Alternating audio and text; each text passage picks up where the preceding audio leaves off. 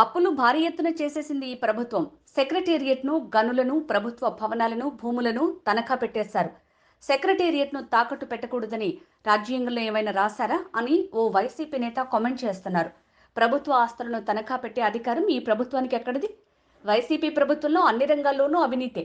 మహిళల పుస్తలు తెగినా నాసిరకం మద్యం తాగిస్తామనే రీతిలోనే జగన్ వ్యవహరిస్తున్నారు. నా ఎస్సీ, నా ఎస్టీ, నా బీసీలనే సీఎం జగన్ ఆ వర్గాలకు ఏం న్యాయం చేశారు? ఎస్సీ, బీసీ, ఎస్టీ నిధులు దారి మళ్లించారు. ఎస్సీ యువకుడిని హత్య చేసిన ఎమ్మెల్సీని సీఎం తన పక్కన కూర్చోబెట్టుకుంటున్నారు. ఎస్సీలకు జగన్ చేసిన న్యాయం ఇదేనా అని దగ్గుబాటి పురంధరేశ్వరి అన్నారు.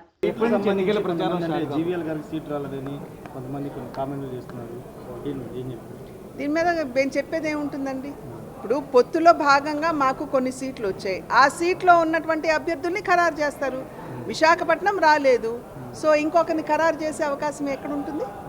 ఏవైతే సీట్లు మాకు వచ్చాయి వాటిలో అభ్యర్థుల్ని ఖరారు చేస్తారు. బయట పార్టీ వాళ్ళకి వచ్చిన వాళ్ళకి సీట్లు కేటాయించారు. బీజేపీ నమ్ముకున్న వాళ్ళకి అన్యాయం జరిగిందనేది పార్లమెంట్ సభ్యుల్లో ఎవరికి ఇచ్చామండి అట్లా? ఒక్కరు తప్పించి, వరప్రసాద్ ఒక్కరిని తప్పించి మేము బయట వారికి ఇవ్వలేదు కదా, కార్యకర్తలకు ఇచ్చుకున్నాం. అక్కడ ఉన్నటువంటి ఆ జిల్లాలో ఉన్నటువంటి పరిస్థితుల నేపథ్యంలో విజయమే లక్ష్యం అని అనుకున్నప్పుడు వివిధ అంశాలను కూడా దృష్టిలోకి తీసుకోవాలి. వాటన్నింటినీ పరిగణలోకి తీసుకోవడం జరిగింది.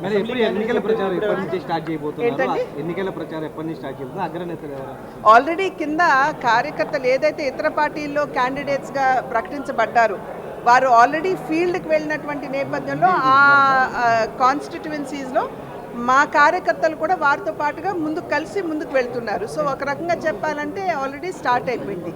ఏవైతే భారతీయ జనతా పార్టీలో ఇప్పుడు అభ్యర్థుల పేరు ఖరారైందో అది మనకి ఐ థింక్ నామినేషన్ పత్రాలు వచ్చేటప్పుడు 18 నుండి 25 వరకు ఉంటాయి. సాధారణంగా వారు నామినేషన్ వేసిన తర్వాతే కింద క్యాంపెయినింగ్కి వెళ్తారు కాబట్టి వారు త్వరలో నిర్ణయిస్తారు. ఈలోపు కేవలం నామినేషన్ వేసే వరకు ఆగకుండా నేను ఇందాక చెప్పినట్లుగా సమన్వయ కమిటీలు వేసుకుంటూ కింద పని ఆల్రెడీ అంటే సంస్థాగతంగా ఏ రకంగా ముందుకు వెళ్ళాలనేటువంటి అంశాల మీద అభ్యర్థులు దృష్టికి